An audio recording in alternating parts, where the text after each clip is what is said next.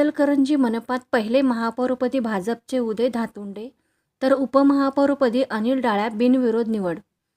इचलकरंजी महापालिकेच्या पहिल्या महापौरपदी भाजपचे उदय आनंद धातुंडे यांची सोमवारी बिनविरोध निवड झाली, तर भाजपचेच अनिल देवकरण डाळ्या यांची सुद्धा बिनविरोध झाली. विरोधी पक्ष असलेल्या महाविकास आघाडी अंतर्गत शिवशाहू आघाडीने निवड बिनविरोध करण्यासाठी सहकार्य केल्याने पहिलेच महापौर उपमहापौर अविरोध निवडले जाण्याची इतिहासामध्ये नोंद झाली आहे. सभेचे कामकाज अप्पर जिल्हाधिकारी संजय शिंदे यांच्या अध्यक्षतेखाली व आयुक्त पल्लवी पाटील यांच्या उपस्थितीमध्ये सुरू झाले. सभेच्या कामकाजाला सुरुवात होताच विरोधी गटाचे सयाजी चव्हाण यांनी हरकत दाखल केली.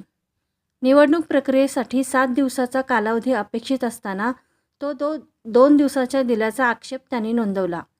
याच मुद्द्याच्या आधारे त्यांनी निवडणुकीला महापौर निवडीला स्थगिती देण्याची मागणी केली.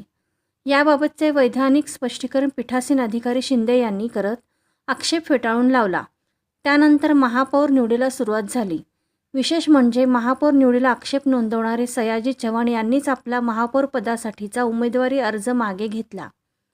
त्यांची ही कृती आश्चर्यजनक ठरली.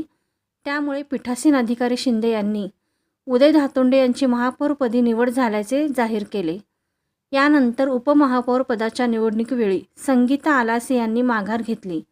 त्यामुळे डाळ्या यांचीही बिनविरोध निवड झाली. महापालिकेच्या पहिल्या सभागृहात महापौर व उपमहापौर ही दोन्ही मानाची पदे बिनविरोध निवडली गेली.